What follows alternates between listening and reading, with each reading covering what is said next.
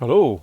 Well, I'm hoping you can see and hear everything because I was, well, I won't say given, even though I practically was given a new computer the other day. I've always been moaning about the computer that I've got, even though I think it's great. Does that make sense? Moaning about something that's great. It's never let me down, apart from the odd hiccup that computers bring you. But I could never do more than one camera angle. Oh, sorry, I could never do more than two camera angles. I mean, two is absolutely fine, but it was bugging me why, you know, because I think there's 6 or 7 cameras in here, and I couldn't understand why. Well, I could have 6 if I had very low resolution, and I wanted them all full HD resolution. And so we've been looking into, you know, new video cards and everything, but you can spend up to £400, and people who know computers better than me, I don't really mess around with computers that much. I have a very basic knowledge, and we've put it down to the fact it's just a USB bus problem on the machine that I've got. So a friend of mine that runs a computer shop said, well, I've just picked this one up cheap and it's got extra USBs and USB 3s, and try that. God, lo and behold, I can do everything. I mean, I can give you a quick flash of certain things. For instance, this is the mobile cam now that I'm going to be using. There's bound to be some errors. Yeah, this is full HD, but it won't focus. Oh, there it is in focus. There we go. So this is one that I'm currently looking at. Whether I get that fixed, I hope I do get this fixed in a second. I'm not too sure. But I've got them set to a very slow fade out, which is going to get on my nerves, but you'll just have to bear with me for that. So this is the top camera.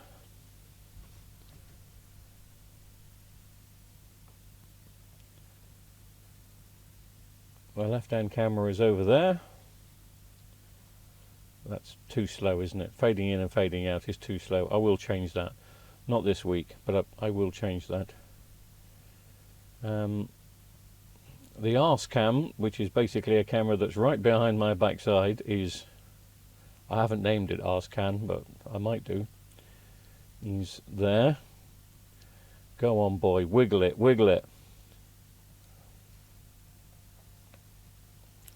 What else have we got? Yeah, that's the right-hand camera, and then I've got a camera which I've called mixer cam, quite simply because it should be pointing to my mixer, but at the moment I've got it pointing to the desk here. Anyway, so you've just seen a quick flash of the label of the TV that we're going to be playing with today. I think that's a fair word. We are going to be playing with it.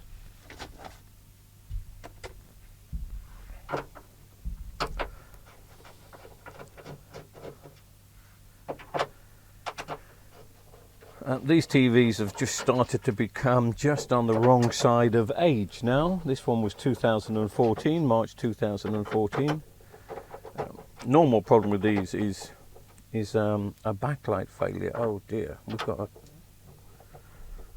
stripped screw here. Okay, that's going to be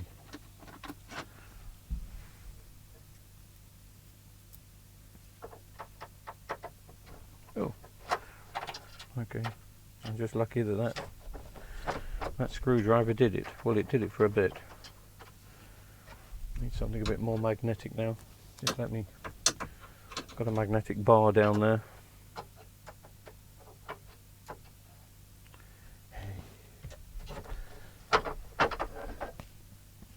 Okay, I can put that up there for now. So I can push that up there, and now you can see properly with the other camera. So yeah, it's normally the backlights with these, but if it's not the backlights, it's the power supply. And on this particular occasion, it is the power supply that's gone pop. And if it's the usual issue, seem to be well out of the way. If it's the usual issue, it will be a blue cap, and I can't remember the rating of the blue cap, and that may cause me problems in a second, because when the blue cap blows, it blows so badly you can't get the reading from it. So I may have to go looking for some kind of service diagram. LG used to send out loads for these back in the day, but I'm hoping there's going to be a schematic online just to let me know what the cap is. If it is that, that's gone pop pop. Is that everything? There's usually one hiding down there. No, I've got that. Okay.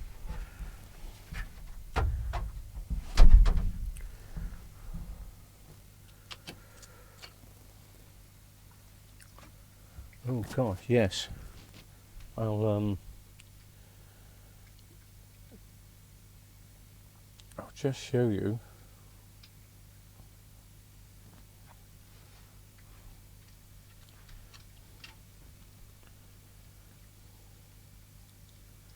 There's a blue cap there, and there should be one there. See what I mean?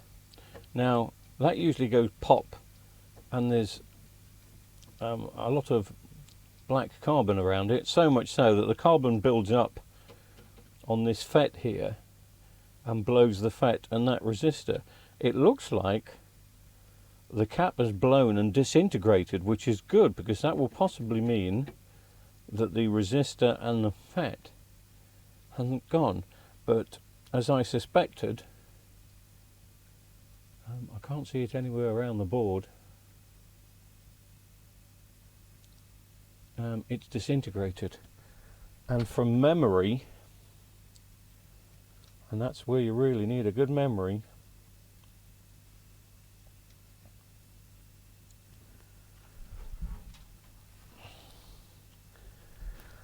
from memory I had a repair kit for this power board.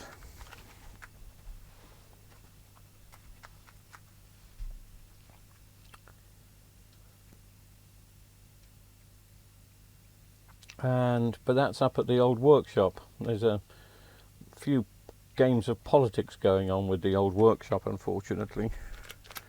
But I popped up to the workshop today and I found these, which is where I usually leave the repair kits for this. So I'm hoping that it is a 331K 1kV. I'm hoping. But I am not just about to stick it in without doing a bit of research and finding out if I can just see anything online. If there's a small circuit diagram on these power boards, if there's a schematic anywhere, I want to find it so I can then double check what that capacitor is. Okay, and there you can see I've just typed in the model number of the board, the EAX number, and the 1kV331, and it is that. That's the proof that I need. So I didn't need a schematic, I just needed a bit of Google to come and help me out on this occasion, and it's done me proud. Right, so I'm going to solder the cap in. I will obviously take the board out and do a few checks. You may have noticed this is one of those rare occasions that I didn't show you the fault. The reason I didn't show you the fault is I didn't want to power the board up, just in case other things went pop, which can do on these. Of course, what I haven't done is check the fuse.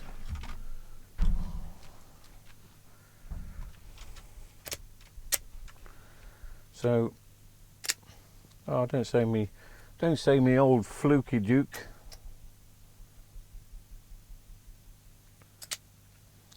I must have left it on. because that's dead, man. Get some new batteries for that. I use baby fluke. It's about time I started using my other meter in here, where I just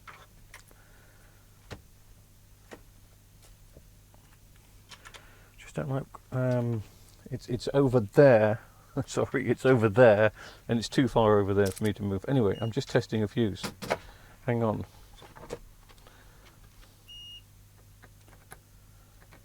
Yeah, the fuse has gone. But the resistor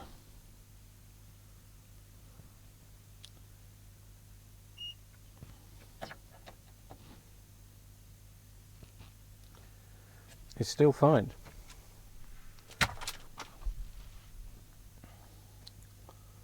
So as I say, possibly getting away with the fix of a fuse.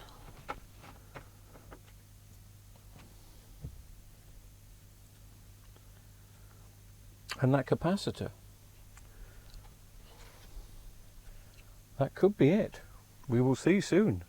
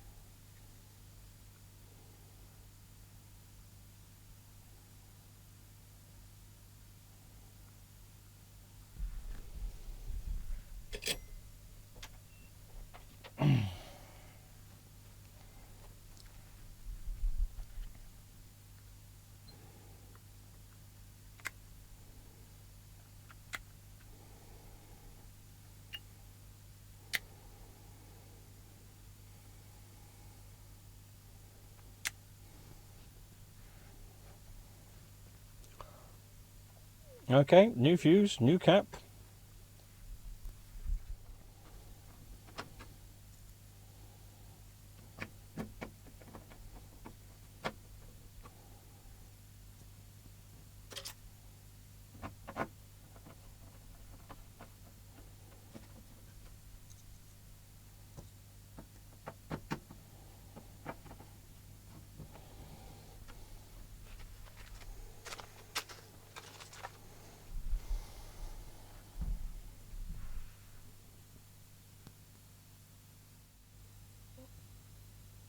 Now, when it comes to power supplies that have gone with a bang, I'm always extra precautious.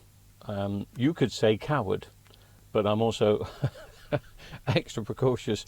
I've got the variac here, so we're going to keep the voltage down and I'm going to turn it up. So if it is going to pop, the fuse will just probably, and the fuse, by the way, if you need to be looking, oh, you can't see it, which is just as well. The fuse is going to be there, but if anything's going to blow, it's going to be that cap, but the cap won't blow because it's brand new.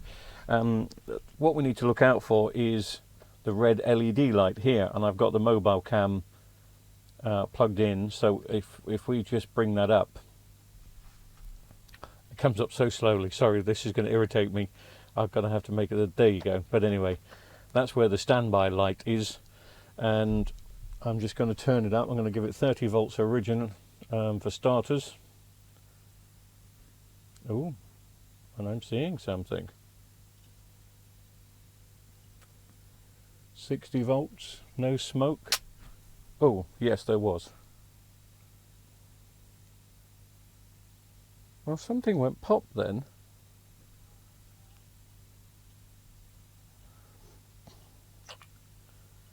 Okay, so it worked fine. I wonder if it's the fuse that's gone.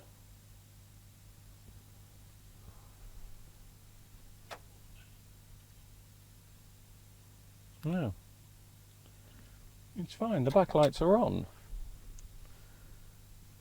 Didn't something go pop? Well, it's got the correct voltage now. I thought I heard a click, but I don't know.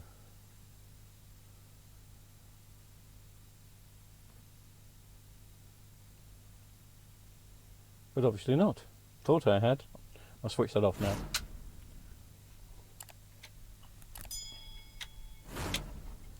But they do come in handy, these Variacs, for that sort of thing, just in case they do go pop.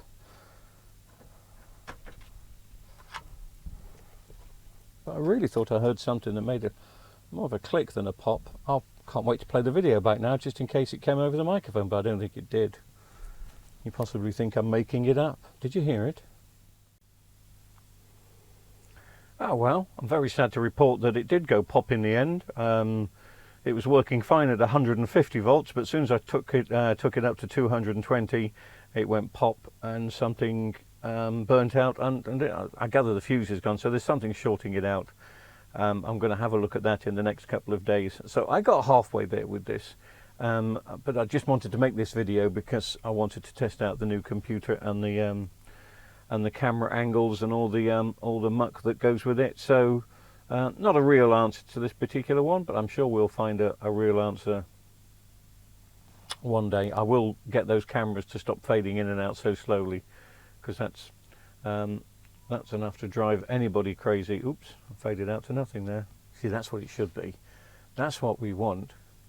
Cameras fading out like that. That would be much better. Something we're going to have to go playing with in the settings. So unfortunately on this one, it's it's a bit nothing. That's what I was looking for. My lower third signage. For some particular reason, it wasn't up. It's supposed to slide in and out. Okay.